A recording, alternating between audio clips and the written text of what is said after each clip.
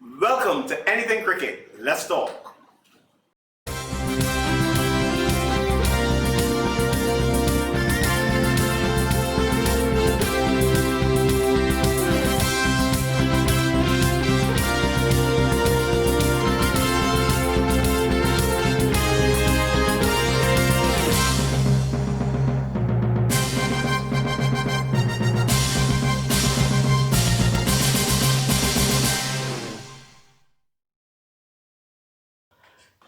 Today we'll be chatting with Hartley Reid. Now, Hartley Reid, former Barbados manager, former cricketer, of course, I'm going to put that pretty high up.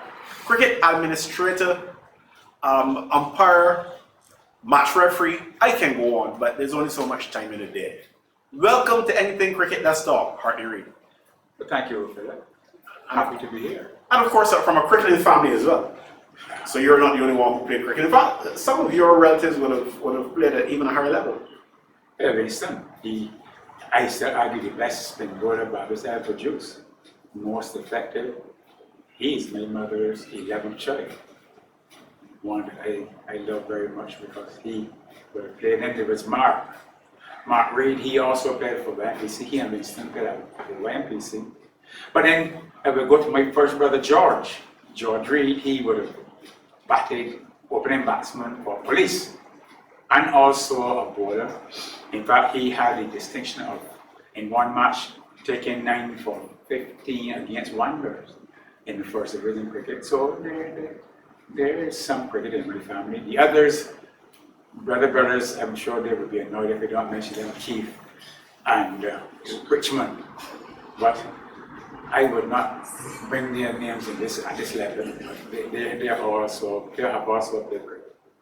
So you've given kudos and then you've taken it back. Well, the truth must be told at all times. But you know, the thing is, it's good to have these memories and so on, because just a few weeks ago, that's pretty much all we were all living from, really, memories and reruns and replays and so on. But finally, it looks as though we're going to get some cricket from through the BCA again. The T20 competition about to start in, a couple of weeks.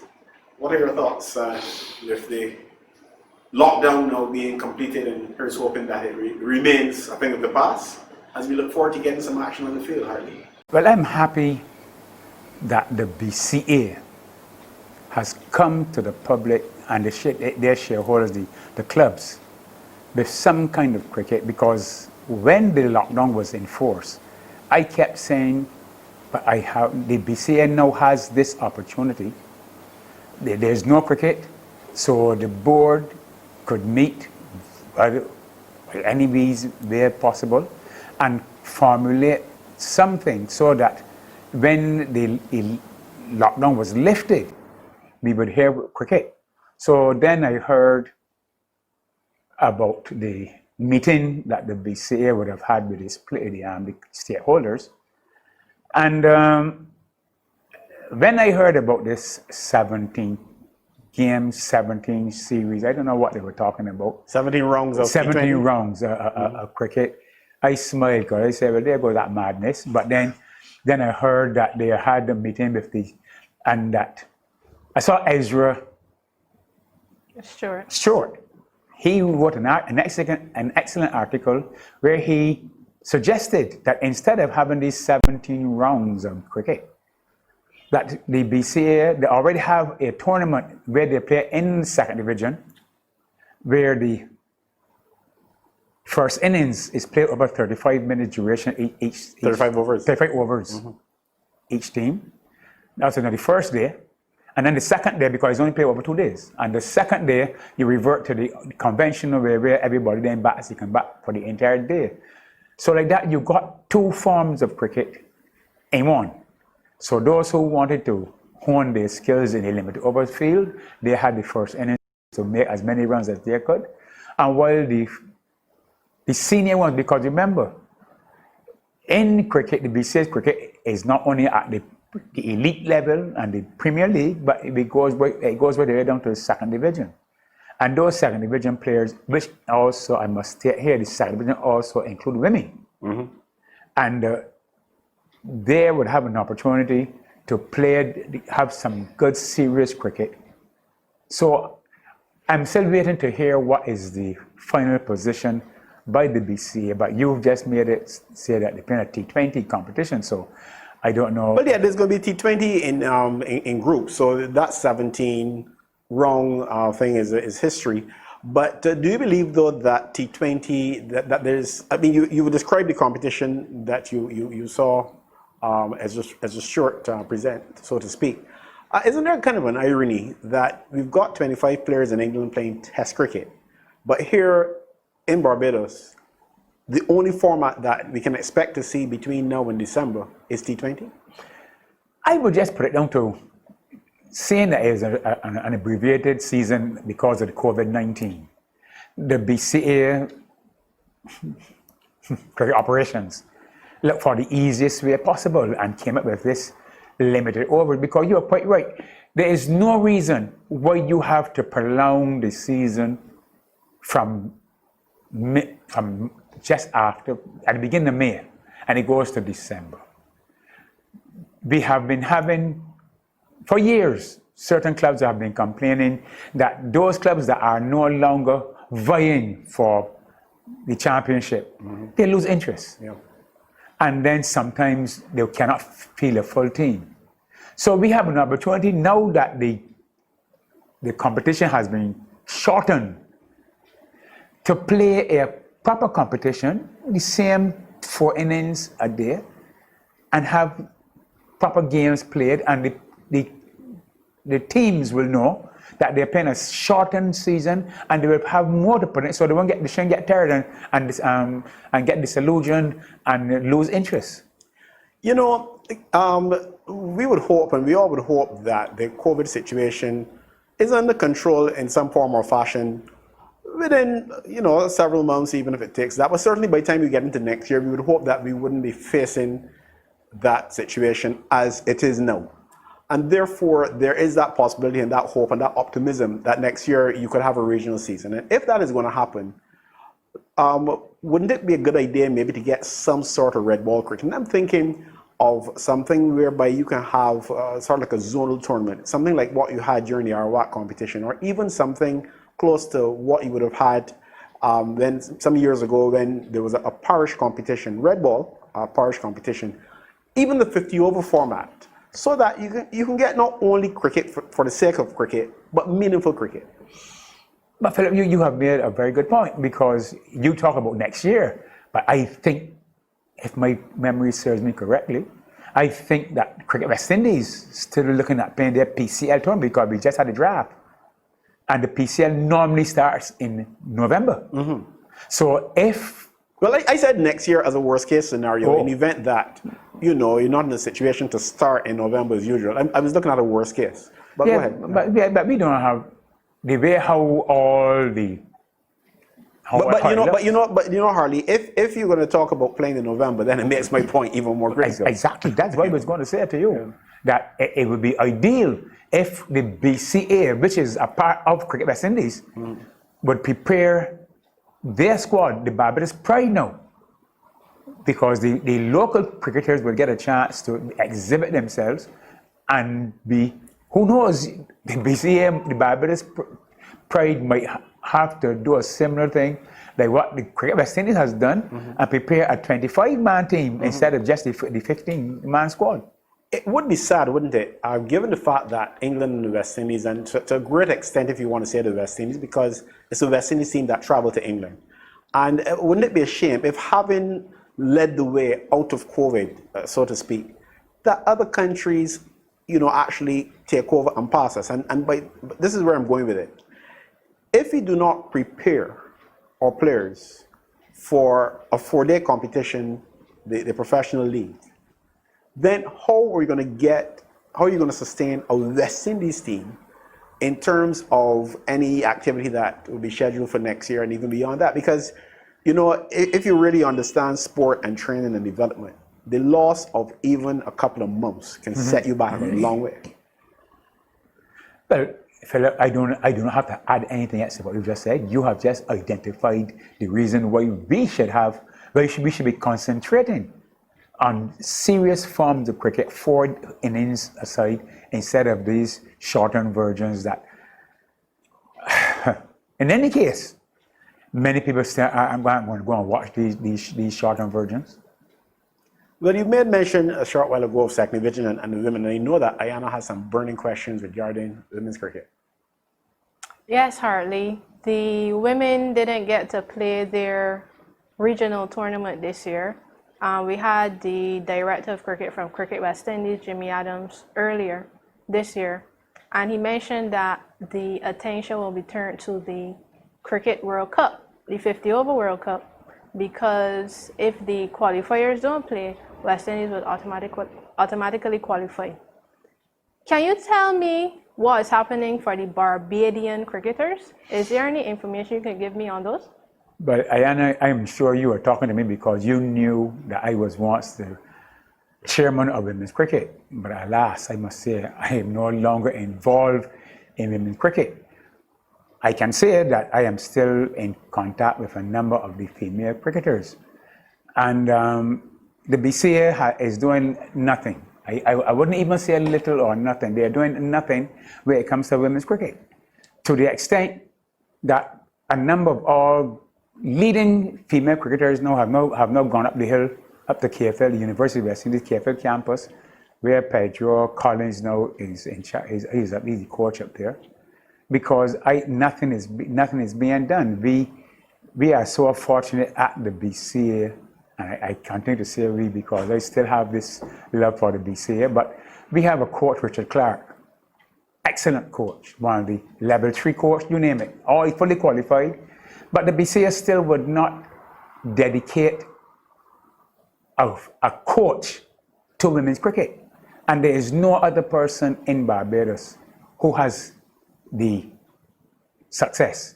I would say to you now, I don't know if you really know, but every female that is playing currently, every Barbadian female that is currently representing the Cricket West Indies came under Richard Clark at Passage Road. He has a phenomenal record when it comes to women's cricket. He works on a part-time basis there with the BCA, but the BCA, they're not serious. I will go on record as saying the BCA is not serious about women's cricket, and that is the problem. Then Hartley, it means that I can't ask you if you're doing anything for the girls in schools then. Well, when I was the chairman, we went to Hinesberg Primary School. And we had a program. I went to that primary school. We had, all my sisters too. But Hinesberg Primary School, there, in fact, Jeremy King, the sports teacher there, he was very helpful. The former principal, Mrs. Lewis, she welcomed the BCA in open arms, and we had a program going. That has ended, and in fact, the reason why we went to Hinesberg, apart from the fact that it's close to Kensington, is an all-girls school, and we only have only one other all-girls school, that's one in Christchurch. So we started at Hinesberg with the intention of then going up to Christchurch, but that too has lost its. That is no more. That is no more. Let's put it that way. Well, Hartley, I suppose that opens the door maybe for some ideas to get women's cricket at the developmental level off and running again, despite the fact that you've had the setback with COVID that would have affected cricket, men's cricket, women's cricket, all sorts of cricket just about everywhere. Anyhow, we can't have you on the show unless we get your thoughts on Test cricket in England, but we're going to do that after we take a break on Anything Cricket. Let's talk.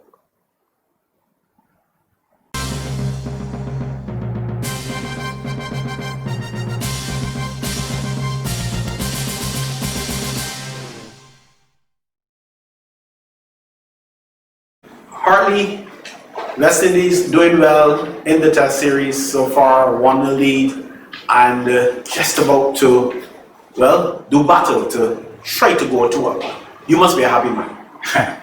Exceptionally pleased with the West Indies team, because as you would know, fortunate enough for me, I can boast and I don't normally boast, but everybody in that team, every Barbadian except Craig Brathwaite and Kima Roach, all of the others started under me as the manager 2015, 2016, each and every one of them.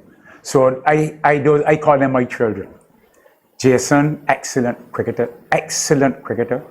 And when we went off to England, I had no issues about it at all, because I would have done international duties as a policeman, and I know what can be arranged. And from the time England, the ICC and the ECB, they decided that they were going to have these biosecure areas, I said, good to go, no problem. And then by having to do the quarantine, this is where the West Indies became the dominant team that it would always be once you can get that team come together. For too long, we have been bringing the team together 2 weeks before a series, before they go overseas. You get on a plane, and by the time you land, after a couple of days, maximum of a week, you play your first test. You haven't acclimatized.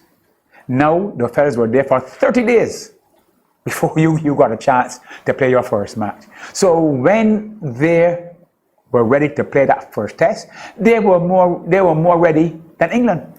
Because as Jason said, the fellas got tired just sitting down waiting. You practice, and you could only do so much practice. You practice, they were acclimatized. We got Shannon Gabriel. He went from going up there in the reserve with a suspected foot. He recovered. He bowled exceptionally well in the practice. And now you saw what he bowled. I have never seen Shannon Gabriel bowl so good in my life. He was bowling a consistent off-stump line. Consistent. To the extent that the commentators made the announcement that he's the sixth fast bowler in the history of cricket to hit the stump so often. That I wasn't even aware of. So he bowled well, but I must say that I felt sorry, very, very sorry for Kima Roach. Many games he's going to play, and he's not going to bowl half as good, and he's going to get wickets. But Kima Roach had the ball on a string, outside the off stump, off cutter, leg cutter, off cutter, and just was not touching the bat. So I am very happy. And Blackwood, I have always been a fan of Blackwood, always. From the time I saw Blackwood here at Kensington in 2016, 2015, 16, when he tore into Barbados batting, I said, this boy can bat him. Blackwood plays limited overs cricket in Test cricket. And he has no fear. So, but because he has no fear, he's kind of reckless too. So he got out in the first innings, and I felt like dragging him home. But he went in and he redeemed himself, and that is why I like those kind of fellas. You failed, he was given a second opportunity, and he redeemed himself. But you saw how he fell? The same shot at 95. But I prefer to go at 95 than 5. But so the team played exceptionally well, and Dowrich keeping that little man is something else. Our team is good. Our team is good, and I predicted before that game started, and it was going all through the 5 days, that we were going to win. And I'm going to make another prediction: we are going to win the second test, because that team doesn't know how to lose any longer. Well, I'll tell you something. I want to go back now, just moving slightly away from the test situation, but still with the cricket. And you mentioned the biosecure situation and the bubble and all that. You use the word bubble. And it reminded me of a theory that I heard you express even before the test match started, the test series started. And this is in relation to the IPL, where you felt that even although the CPL authorities saw Trinidad as their option, that Barbados could rise to the challenge of hosting the IPL. Do you still believe that? Very, very much so. Indeed, we are so fortunate that Barbados has the full product to host any international competition. We have Kensington Oval, iconic. It has its name. If you go around Kensington, you pan with the cameras, you see the icons. I'm talking the good cricketers, the cricket icons that grace Kensington. The field is second to none. So we have all of the logistics in place. We have the time. Right now, if we were to host the IPL, it can be played in the day because to coincide with the time zone in India, we can play in the day, which we even get a better product because you would not then have the weather, you would not have then the conditions, the climatic conditions, where outside going from day to night, and then with the pitch being affected by the dew and that kind of thing. So you will have the cricket being played all day, so you have a better game for both sides. And it is a win-win situation. We have, as I said, we have companies that we host the Barbados leg, the Barbados Trinus leg of the CPL. So the blueprint is there. It can easily be done. Just for someone to approach the IPL, because IPL know they are struggling for somebody to play the competition, and I know it will not cost anywhere near the amount of money that they're going to lose if they cannot fulfill their television rights. So I'm sure that Barbados can, if we have the intestinal fortitude to go after, to approach the Indian people and ask them to explore the possibility of hosting the IPL here for this year and even in future if it's successful. Well, I don't think it would be fair to let you go, and this is on a totally different note, an even sad note, if you will. Of course, the recent passing of Sir Everton Weeks, and I know that you will be very familiar with him. And here's your opportunity to, share with us your thoughts on the great man. Well, Sir Everton, he was the coach. You hear a number of persons talking about how Sir Everton was the coach, and Seymour Nurse with the National Sports Council at the time. But when I was also at St. Giles Primary School, I had a stint with Sir Everton. And I also played for Empire. Many people don't know that, but I was at Empire with Sir Everton was also a member with Empire. But in the latter days, being around cricket and being on the board of the BCA, we would be all every day. Once there's a cricket match, Sir Everton would be there, and persons talk about his humor. Oh, that man was something else. Very dry, with a smirk on his face, and it was a joy to be with. I mean, it is not every day that we get the opportunity to sit with greats. I have been fortunate enough to be with the great essence of Gareth Happy Sobers, and then Sir Everton Willis. So Wes Hall, Sir Charles Gifford, Cammy Smith, but he hasn't been made Sir by Cammy Smith. So we were that clique that operated in the boardroom, in the President Suite, every cricket day. And that's another thing. We never watched cricket half day or every other day. Every day we would be at Kensington, from the first until the last, watching the cricket. So it hurt me deeply. I mean, he was in his 90s, so we knew he had to go eventually. But you still miss Sir Everton because when you mount the stairs and you go into the President's Suite and Sir Everton sat in this particular area, you're going to miss him. And he would always say, "Hello, chap." That's all he would say, "Hello, young chap." And my father and Sir Everton were in the army together, so it is a family thing, And so on behalf of my family, I suppose, all the other cricketing fraternity, I do like to say, extend condolences to the family of Sir Everton. His son David went to school with me at the Modern, so we would have played cricket together. I come from Bank Hall, raised in Mansion Road, Sir Everton. David come from Station Hill. So it is a family. So, and it's Andy doesn't remember me very much, but I would have not been around with Andy Weeks. So yes, he did well. He batted during the game. He played the innings, and then his life, he went to the longest, he made the most runs of them all women. So may he rest in peace. Hartley Reid, thanks for joining us on Anything Cricket. Let's talk.